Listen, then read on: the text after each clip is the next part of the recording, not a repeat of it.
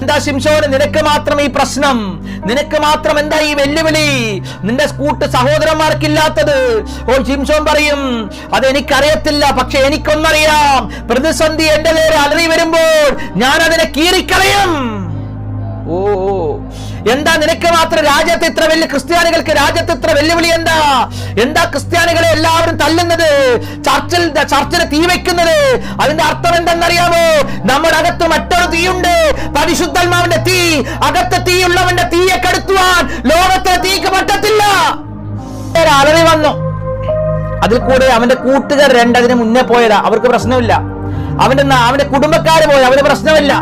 സ്തോത്രം. എന്താണെന്നറിയാം, അവർക്ക് പ്രശ്നമില്ല. ഈ ബാലസിംഹം വന്നാ പിന്നെ ഈ ബാലസിംഹം പിടിക്കണ്ട, ബോധം കിട്ട അവർ ചത്തോളും, അത്ര ധൈര്യമുള്ളവർക്ക്. പക്ഷെ ശിംശോൻ അങ്ങനല്ല. ശിംശോന് ബാലസിംഹവും പ്രശ്നമല്ല, ഫെലിസ്തരും പ്രശ്നമല്ല, ഇരുമ്പ് ചങ്ങലയും പ്രശ്നമല്ല. ഓ എന്നാ വന്നാൽ ശിംശോൻ കുലുങ്ങത്തില്ല. നമ്മൾ കുലുങ്ങരുത് കേട്ടോ. ആമേൻ. നീതിമാൻ കുലുങ്ങിപ്പോകാൻ അവൻ സമ്മതിക്കത്തില്ല. നീ കുലുങ്ങിപ്പോകരുത്. വെല്ലുവിളി വരുമ്പോൾ കുലുങ്ങരുത് തന്നെ. യേശുവിന്റെ നാമത്തിൽ വെല്ലുവിളിയെ ചവിട്ടി മതിക്കുന്ന ഒരു അഭിഷേകം വെളിപ്പെടണം. സത്യത്തിൽ ഇതിനെ തിരിക്കുന്നത് നമ്മളാ. നമ്മുടെ പ്രാർത്ഥനാ മണ്ഡലമുണ്ടല്ലോ, ഭരണത്തിന്റെ ചക്രങ്ങളെ തിരിക്കുമെന്ന് എത്ര വിശ്വസിക്കുന്നു? ഓ സഭ പ്രാർത്ഥിച്ചപ്പോൾ പത്രോസിനെ കാരാഗ്രഹത്തിൽ നിറക്കിയ ദൈവം ഇന്ന് രാത്രി ചില ബാലസിംഹങ്ങളെ കീറിക്കളയുക.